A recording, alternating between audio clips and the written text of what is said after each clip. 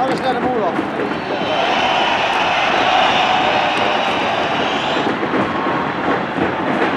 Some of my voice, man. You got better. I know I got better. I was waking up during the show. But basically, I said just get like a knife.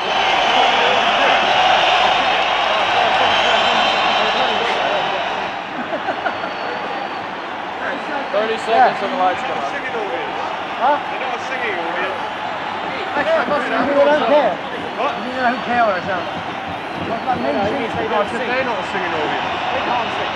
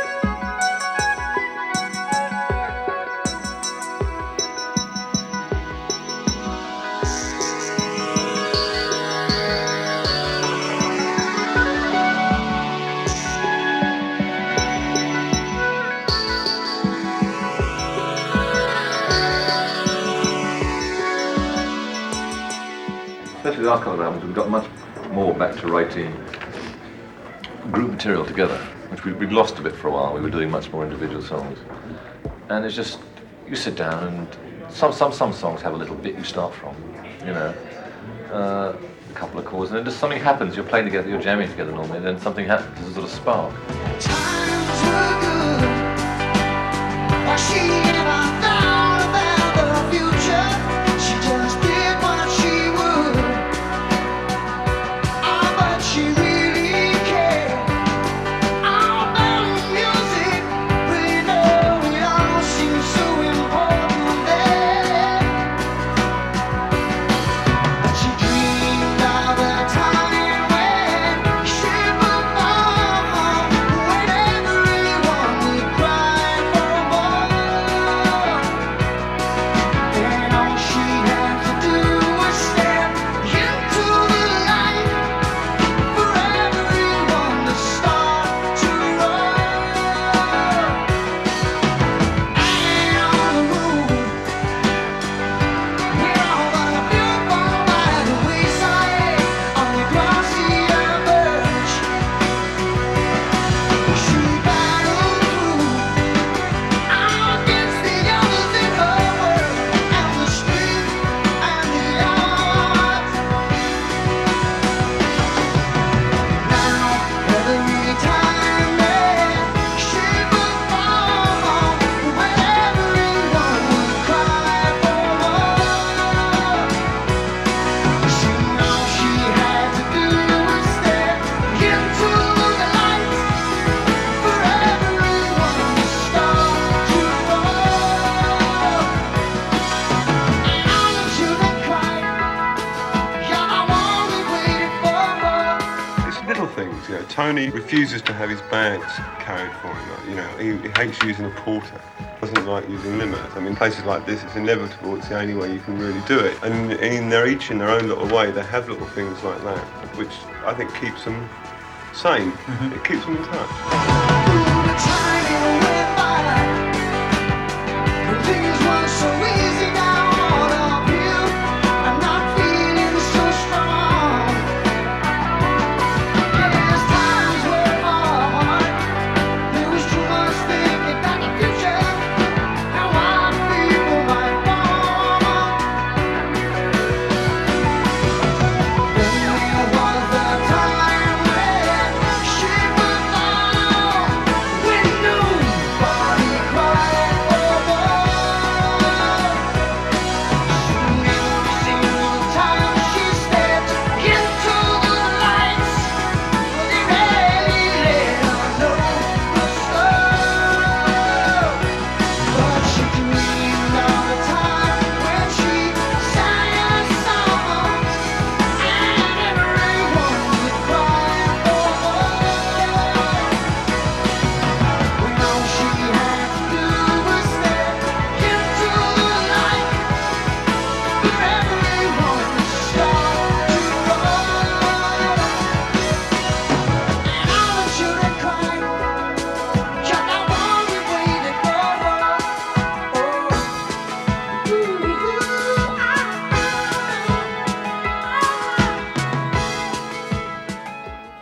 What about the stage crawl at Wembley? The rigging is at 3 3 a.m. after the police. The lights and sound start to go in about 8 or 9.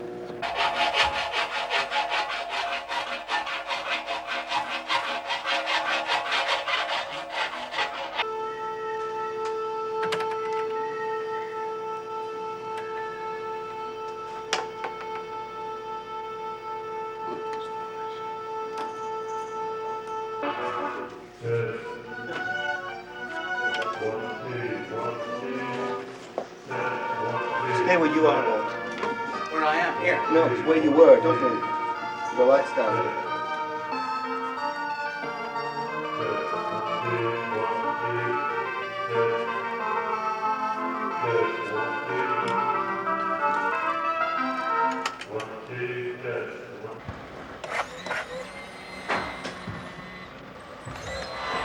Standby 235 and 6 to blackout. Standby 4 to bump into the keyboards at white.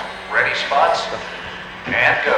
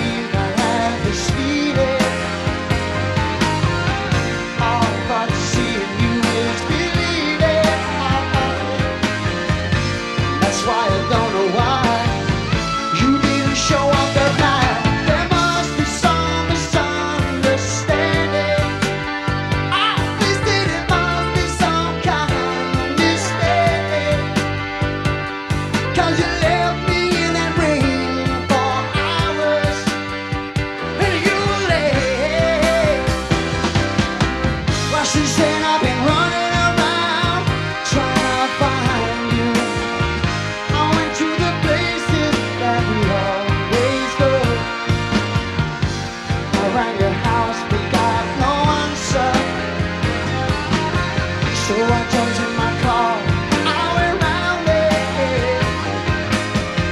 I still don't believe it. He was just leaving. Now there must be some misunderstanding. Obviously there must be some kind of mistake. Oh no, there must be some misunderstanding. You know there must be some kind of mistake. There must be, misunderstanding. There must be, misunderstanding. Oh, there must be, no, misunderstanding. Oh, there must be, no, misunderstanding.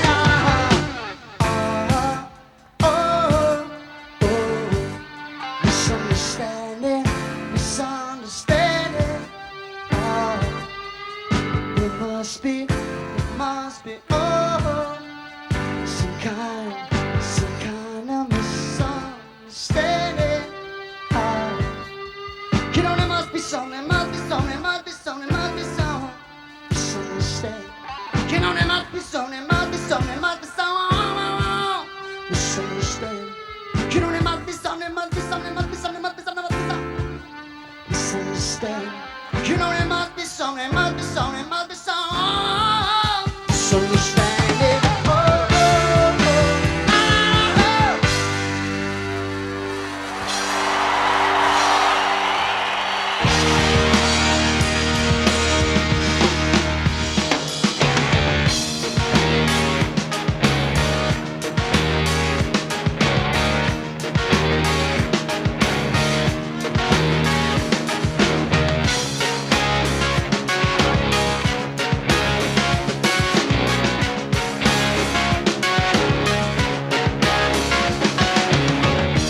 To be,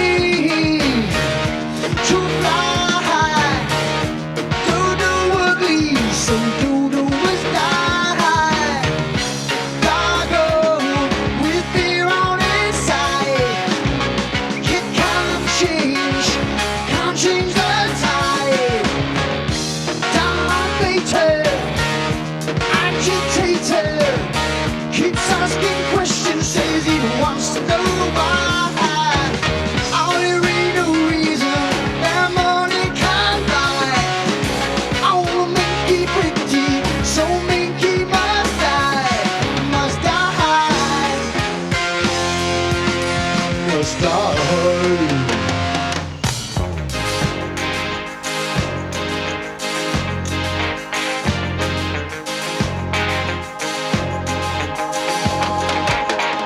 Son, he didn't like his light. It's part of his system. Now, went to man, went to the trees, but no food to the snowman. But where does he go? And what does he do? Does he do the mole, the trees, the clouds? And then about the bottom of the sea.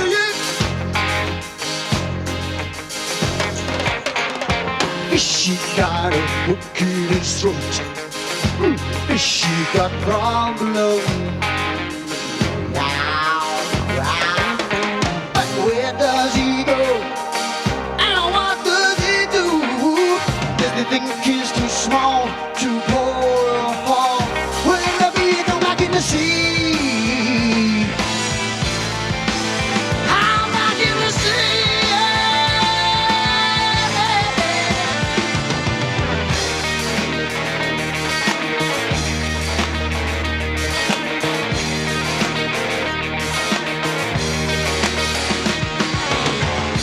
Caretaker, horror movie. Only one I only need is one boot. Oh, sweet lady, she knows she looks good. On the vacuum coming from the bright and the fruits. Big noise, black smoke. He's so big-headed, couldn't see the joke.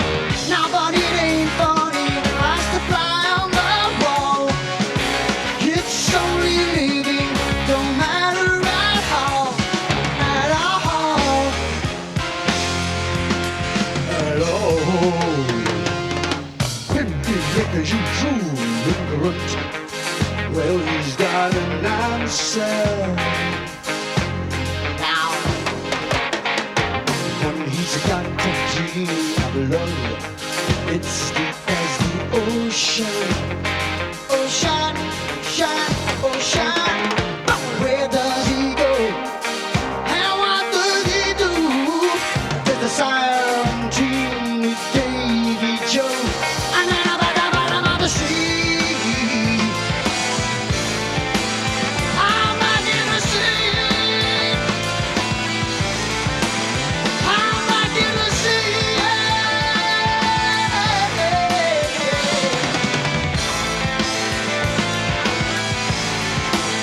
I'm back in the sea.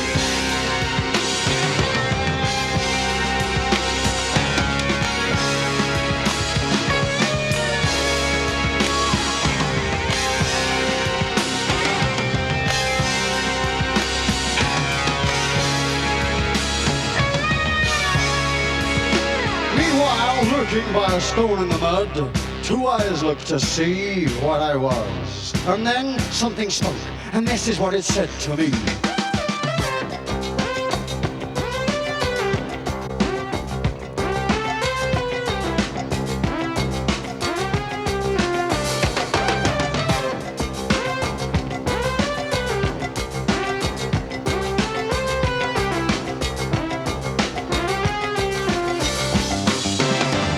Close your glass and bear around.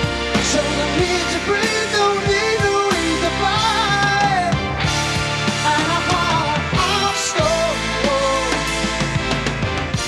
And the fear of marijuana, who am I?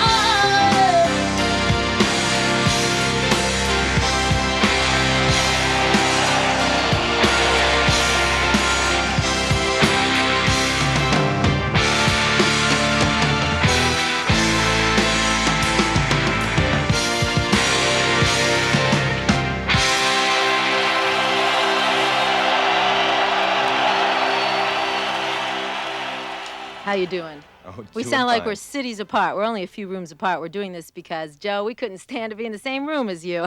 That's just, cute. Just kidding. I'm here with Phil Collins, and afternoon. Phil's in town with his band Genesis to do 3 nights at the I know. Spectrum. That's pretty good. Sacre bleu, yes. We keep adding a night every year we come here. In New York, after we finish in Philly, we're going to play the Savoy before we play Nassau and Meadowlands. Oh, so you are doing. We are doing, Yeah. we're trying to slip in the odd club and very small sort of theatre club. Keeps it fresh, keeps it different perspective Yeah. each night. I mean, we must want to do it because it's occupied nights off. And we sort of said, there's a night off here, let's put a gig in, you know. So Or maybe you don't know what else to do. No, well, we got plenty of things to do, believe me. Why don't we play the title track from the LP? Then we'll come back. You can tell us what it means and how you got together with Earth, Wind, and Fire. 93.3 WMMR. Let's hear the title track, Abacab.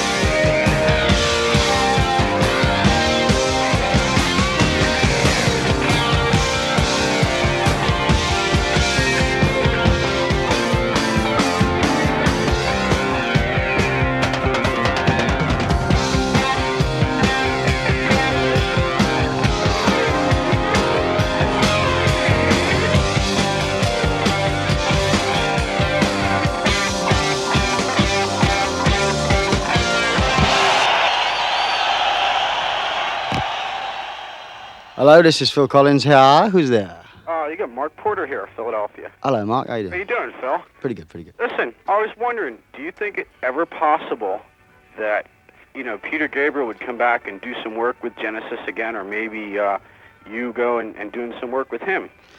Well, I've done some work with him. I mean, I played on his last record, on the third one. Okay.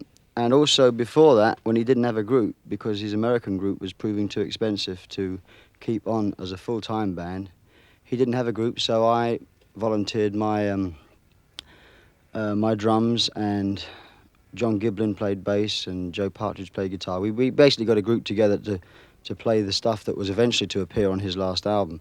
And we did some gigs in England. We did a festival and 2 or 3 other dates, and it was very good fun. I mean, I love Peter's music, and we all stay in touch with him. As far as him coming back to the band, I think that's very unlikely. But I mean, it's not because of the bad feeling. It's just because we're never in the same place at the same time, and he's got too much music to write, and we've all got too much music to play too. So. Fantastic. Okay, listen, your new album's fantastic. Oh, Love every bit of it. Glad you love it. And I'll see you at the show tonight. Okay. Going to be there. Thanks, Mark. Bye-bye. Legs. Bye-bye. Bye-bye. Hello, this is Phil Collins. Who's that? Hello, Phil. I'm curious. Is Chester and... Hello, Curious. I'm curious. Is Darryl and Chester going to be with you again this time around? I hope so. They were here last night. No, they're going to be with us. They're part of the group, really. I mean, although they don't play on the albums, which is... Right. That's more strategic than... Well, I threw it off, I guess. And then there were 3, Yeah, well, I mean, that on the albums, I mean, we still are a 3-piece group, but it's just on the road, obviously it's... I see. I have a suggestion for a Thanksgiving song. Oh, you do? Oh, what's that? Over the fields and through the woods, to grandmother's house we go. You ever heard that one? No, but if you want to come along and you can sing it. Over the hills and through the woods. That sounds like the beginning of a porno movie. Not really. But... No, okay, no, we'll edit it. Over the hills and through the woods. Well, I'll check up on the words and music, and if the other people in the audience might know it, then we'll do it. And one more question. Are you a football fan? English football or American football? American. American. I don't understand the rules, man. Ice hockey is more my line. I see. Do you play? No, but I mean, I can understand it easier. There's less people on the pitch. I see. Well, good luck, and I hope to see you tonight down there. I hope so too. Okay. Hope you enjoy it. Bye-bye. Bye-bye. Hello, Phil Collins here. Who's there? Oh, Phil Collins? That's- Wow. I just wanted to know, this is Rich Cates. Hi, Rich. And I wanted to know, we all know how you made your solo album and everything, and we want to know, what effects does that have on the, on Genesis? Are you thinking of going out on a solo career or what? Well, there's really no threat at all to the group's existence by the fact that we all do solo albums. I mean, we've all got this outlet, and so that's the most important thing. We all write lots of songs, and we need that other outlet apart from the group, because one album a year isn't enough time. But I think it's been very positive for the group. I mean, we've all learnt a lot from doing albums on our own. We learn the strength of the group, and it means that we can save our own songs for our own albums and leave the bits that we think we can't finish. We leave those bits unfinished and bring them into the group situation, and we throw them in the air, and everybody else seems to be able to sort of do something with them, and that's why you get something like the new album, which is basically group orientated.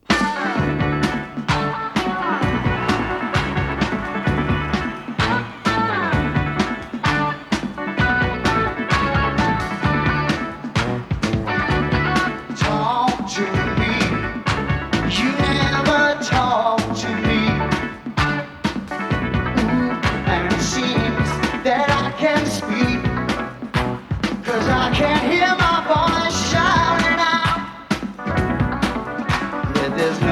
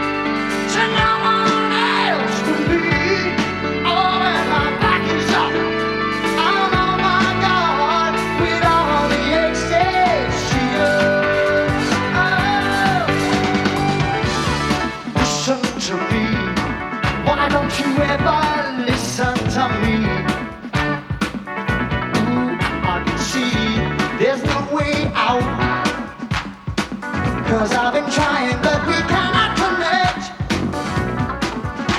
There's no reply at all. Shit, there's no reply at all. There's no reply at all. You know there's no reply at all. Oh, is anybody listening? Oh, there's no reply. There's no reply. 93.3 WMMR. You like it too, huh? Oh, yeah. I thought it was. It's my favorite fast one.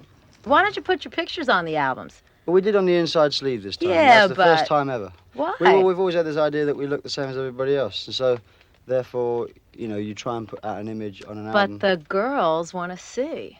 Well, the girls have to buy the album and open it up this time. Okay. What are you going to do Thanksgiving? Don't you guys have a Thanksgiving We thing? don't have that.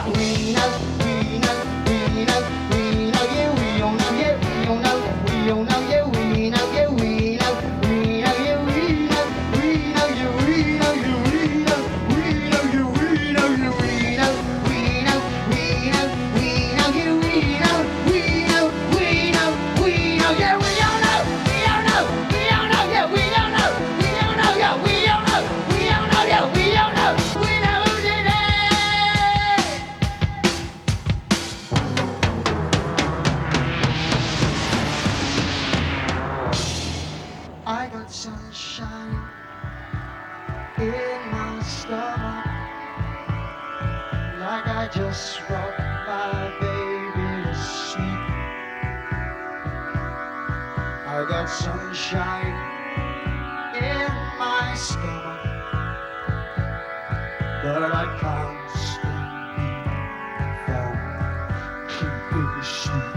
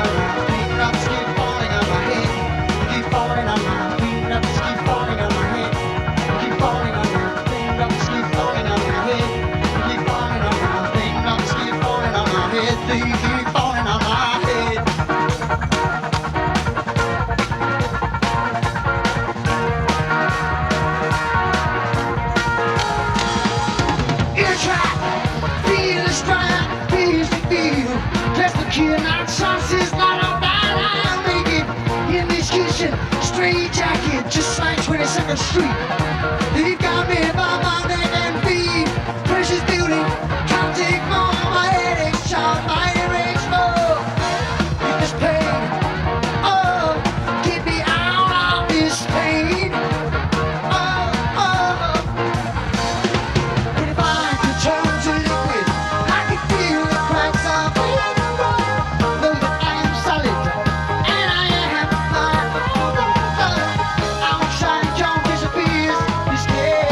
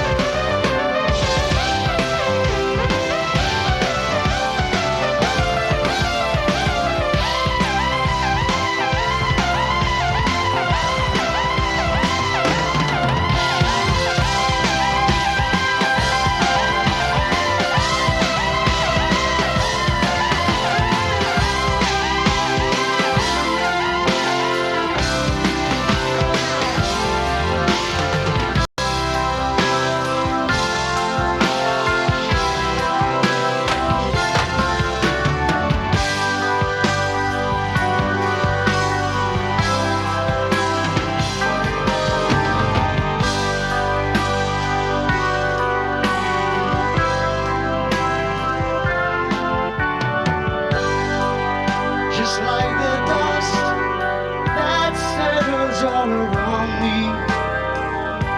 Well, I must find in you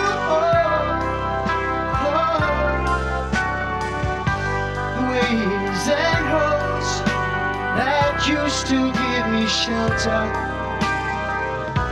They're all as one to me now. Oh, but I would search everywhere just to hear your call and walk upon stranger roads than this one in a world I used to know before. Oh, I miss you more. Oh, than the sun reflecting off my pillow, bringing the warmth of you light. Oh, oh, oh, the sound that echoed all around me. Well, I caught just a glimpse of in the night. Oh, but now I've lost everything. I get to you, my soul, and the meaning of all that I believed before escapes me in this world of none. No thing, no one. Oh, but I would search everywhere just to hear your call. I'll walk upon stranger roads than this one in a world I used to know before. Oh, but now I've lost everything. You wanna get to you, I get to you, my soul. If the meaning of all that I believed before escapes me in this world of none, 'cause I miss you more, I miss you more.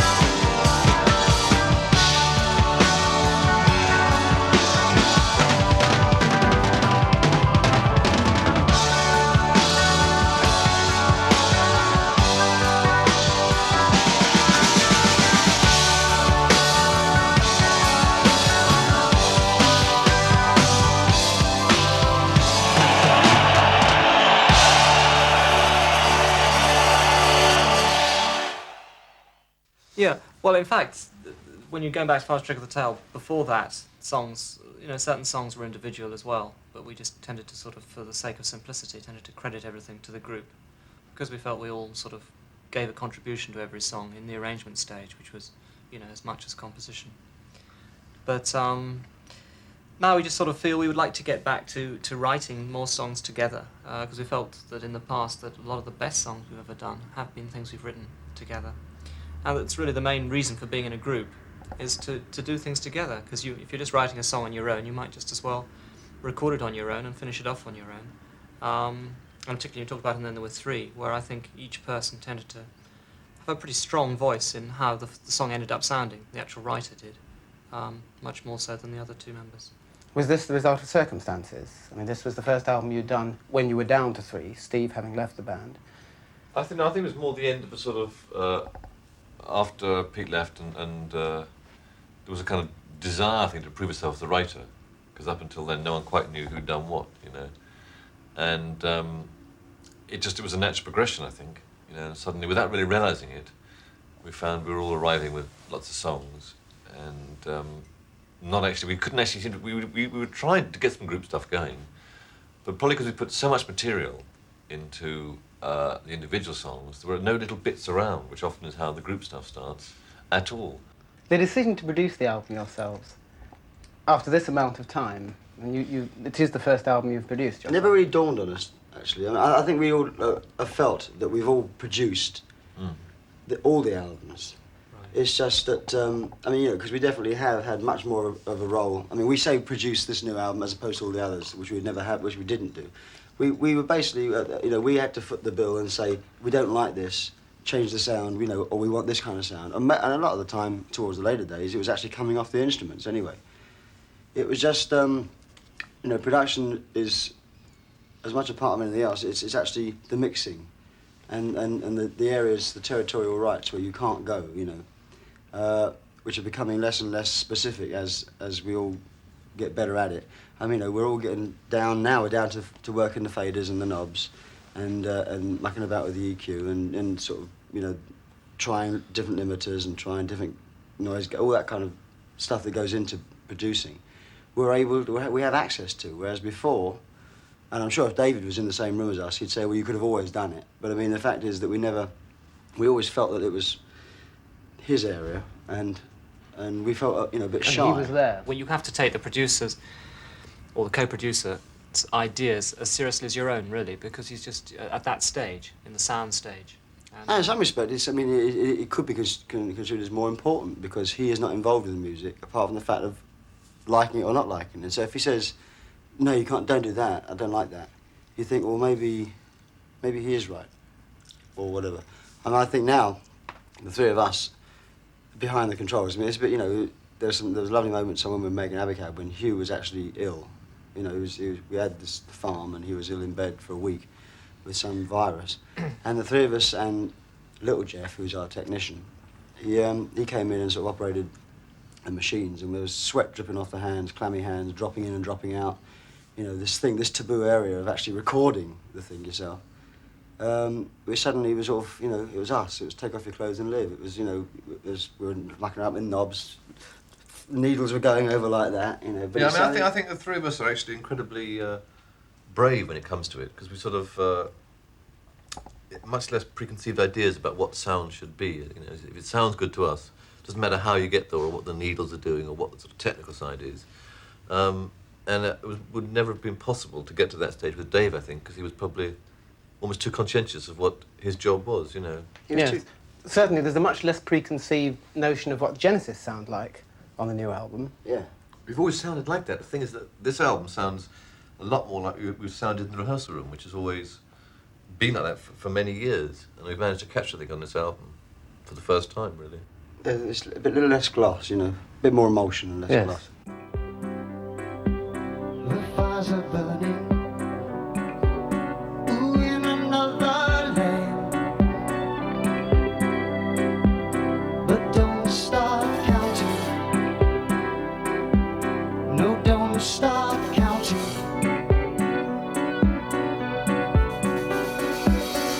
Colder and colder, the ice is moving closer and it gets me down. Going round and round and down the same old track with a pack on my back. I'm moving swiftly nowhere, heart in my ear, beating like a drum. Where will you go?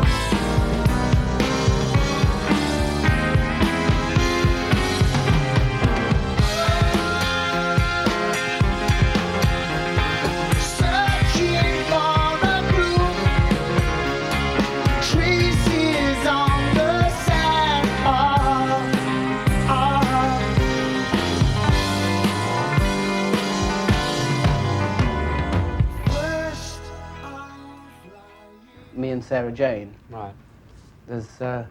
You wrote that with a drum rhythm, didn't you? Drum box. Well, I've done that on quite a few songs of mine actually over the years. This is the first time that it's actually gone on a record with a drum box on it.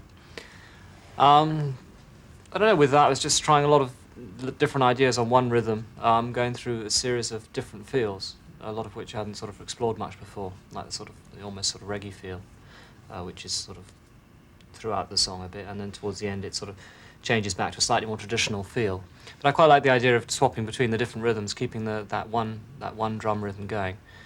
And but originally I didn't sort of feel very strongly about having the song as one thing like that, you know, going through a series of about, 8, 9, 10 bits.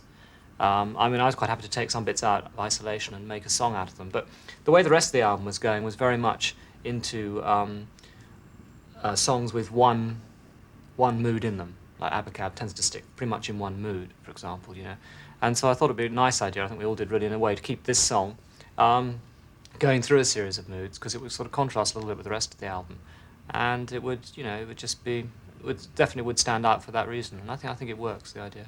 I think the advent actually of the drum box in our writing is has been a very positive thing. I mean, like we all write with drum boxes just purely because if you have a drum box, if you have a rhythm going, you don't play so much. I mean, in the old days, you know, we used to rehearse. I mean, there's 3 walls of sound. There was his wall of sound. There was Tony's wall of sound. There was Steve's wall of sound. We get into a studio and there was no room for the sound. You know, there was me thrashing away as well, and Peter's thick voice. I mean, so now it's like if you tend to write with the drum box. You leave the spaces because there is a rhythm going. Also, I think it helps you change the mix in the past. Without the drum box, you'd often, well, it's a sort of, we've changed as writers, sort of matured, I think, because we used to stop and start an awful lot in the early days. And yet, if you've got a drum box going, you can actually do that, but the song seems to flow very often more. Yeah. I'm not saying it can't work, but sometimes I think it didn't work because we were almost too busy. But the drum box helps you to do that because you can play against it, get the same effect. But it's like the Beatles used to do that actually. Some of their songs used to do all sorts of weird things, the chords and lines above it, but the drums would kind of plough on. Old Ringo would sort of plough on regardless through it, you know, no one told him. That song, Abacab, actually reveals a lot about the new Genesis, I find. Just in terms of... Well, simplicity, I think. I mean, not that is the new Genesis, but I mean, it's a very typical example of a tune that was, you know, sprung from nowhere. Really, just out of playing in a rehearsal room. Also, you've got to capture the feeling, because in the past, you know, very often, just the song was arranged technically in such a way that if everyone played the right notes, the song sounded quite good. Whereas now, a lot of songs on Abacab are a lot simpler and rely much more on feel. Unless you capture that, you've got nothing. A good example was Keep It Dark. It actually sounded good in the rehearsal room, but we got in the studio and there isn't very much on there. I mean, you know, there's the drum track and Tony's playing the bass part with his left hand. I was playing one riff the whole way through virtually. And unless you capture some magic or some feeling, it sounds awful. And we had a couple of goes and it just wasn't... We got depressed, it wasn't happening, was it? Right. And then suddenly we got it one day, you know, we managed to capture it. And that's actually something we never really did in the past, you see, because of time. I mean, one gets into a situation where you have studios. You book yourself into a studio and because we were recording in Sweden or recording in Holland, you get 12 days, you do the backing track, you get the best version you do of that day, the backing track, and that becomes the track, that becomes the definitive version of the song. Now we've got our own place, it's, you know, there is no definitive version, really. There is lots of versions of which suddenly, one day, we'll all agree on that is the one. You know, and the same with the mixes, as opposed to spending all day on the mix, you know, going through the whole song, you've heard it so many times you don't even know what you want it to sound like in the end. It gets to a point where, you know, you lose a bit of, you know, you spent so much time on it, you have to come out with a product at the end of the day. You have to say that is the mix of the song. And this time we went the other way. We just did lots and lots of mixes of the songs. I see it as a very fresh new thing. I'm very excited by them. Yes, there's certainly, you can hear I seem to be the only one. But I am. Do you love it enough to leave it? Oh, just like that lonely man there on the corner. What he's waiting for, I don't know. Oh, but he waits every day now, waiting for something to show. Oh, who's the lonely man there on the corner?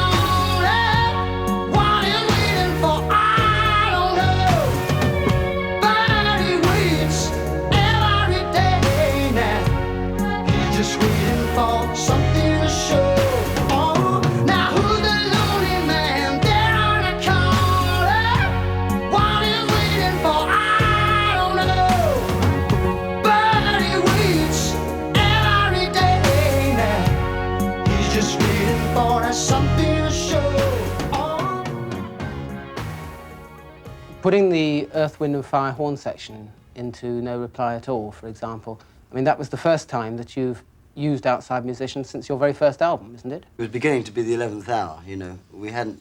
I kept talking about it and nothing solid was happening. And I suggested doing it, and I think Tony quite rightly had some reservations about whether, A, we wanted... If there was nothing we could do ourselves, to, you know, like we did on Behind the Lines and Turn It On Again, we actually duplicated or simulated a horn sound for those tunes. Why couldn't we do that? Also, reservation that we might end up sounding not like us, a bit like Earth, Wind and Fire. So rather than bring them all over there, I think Mike picked up a bit on the energy.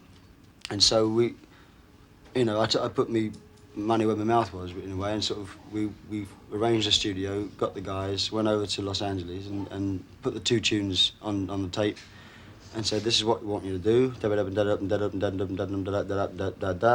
And their arranger, Tom Tom, went away, came back with it on paper. And we all sat round and they recorded it, and we changed a few things that we didn't like, you know, or didn't fit, or we thought could be better. But you know, it was one of those things. I think we all liked the aspect of it. It was a big move for us because it was the first time anybody else had played on our albums since Genesis to Revelation, right? That's right. It brings a new life to the Genesis trademarks as well, doesn't it? Because the trademarks are all still there if you look for them. I mean, I think No Reply is a good example of a song that has got a new sort of dimension in it with the horns, yet it still sounds very Genesis-y, which is, I think, is a good example of how other instruments it's can all a work. question of what you concentrate on in a song. I mean, everyone, you know, particularly over in the States, talk about No Reply as being nothing like anything else we've done a lot and things. But really, from my own point of view, I mean, what I'm playing there's a lot of relationship to what I played on the song The Lamb Lies on a Broadway, in the sense it's the same cross-hand technique. And, you know, and I think it's really just you put the brass on and everyone thinks, it's that kind of song, right? So now we'll call it rhythm and blues or something, you know. And so it becomes that. Whereas if we hadn't put the brass on, we'd maybe sort of done it a little bit differently. No one would have said that. It's just one little step towards taking people off automatic pilot, you know, because they do tend to put us in one area, and which we're not afraid to be in, but at the same time we are also in lots of other areas, you know. And you know, they'd love to think of you over there and Earth, Wind and Fire over there and you know, Devo there or whatever. And in fact, there's you know, we're not particularly any one particular thing, which sounds pretty aimless, but I mean we're not. You know, we're all writers. Now I can hold my hand up high and say I'm a writer too. We're all writers and sort of therefore write all different types of music really. And it's I like to think it was trying to get out of that sort of the mould that people tend to put us in. And I think it's happening more nowadays anyway, because we've got a younger audience who are, I suppose, more open to accept more things than our older audience. It's just because they don't know them as much as anything else. They don't have the preconceived ideas. The first thing a lot of our audience has heard by us in the States is misunderstanding. So they got a different preconception about the group. Okay, and a lot of them probably went out and bought the album and discovered that we had, you know, more range than one song. But nevertheless, I mean, they start off with a different kind of preconceived idea, and I think it's very important, you know, that we are able to do that and to, you know, give a different feel. Do you like that, the fact that you're getting a new audience in? Well, as long as you know, I like go back as far as the Lamb. Yes, that doesn't. I mean, I think that's good. I think it's good. Also, hopefully, you keep some people, old people as well. I know some people who think this album is our best album since things like The Lamb in many ways, because it is a very positive album, and we seem to know, you know, I don't know, we felt very confident about this album, more confident, in my opinion. I felt more confident about this album than the last 2, definitely. And I think in a way that a fan who kind of has liked most of what we've done in the past is still going to like this, because after it's our own taste. We've still got our own judgment. That's the only filter it's going through. It's going against the general trend, though, because when you've been around as a band for a decade or more, bands tend to harden, their arteries tend to harden, if you like, as they go on. Whereas you've, as it were, broken out. We've been fortunate with these changes, you know. Yeah, I mean, the changes obviously within the group has really made us not feel like we've been around for about 10 years, to be honest. I mean, I reckon the group. Again, it's all different. I mean, we're all in this for different reasons, in a way, I guess, because we only ever find out what the other person's reasons are when we do interviews with the three of us. But I mean, I consider this to be a different group from even the one that did Duke, you know. just because of the attitudes. And maybe I'm wrong, but the attitudes within ourselves of How do you feel that my they've observation. changed I just feel, over well, the last album? well, I mean, obviously, just between Duke and to be honest, Attitude. I'm so glad the way we're doing things now. You know, we know with our own place, our attitudes towards each other, our attitudes towards how the music is written and recorded. We work, I mean, in the studio, I really think it's not easy to produce, three of you produce yourselves, but it works very well. There's no sort of, there are no taboo areas anymore.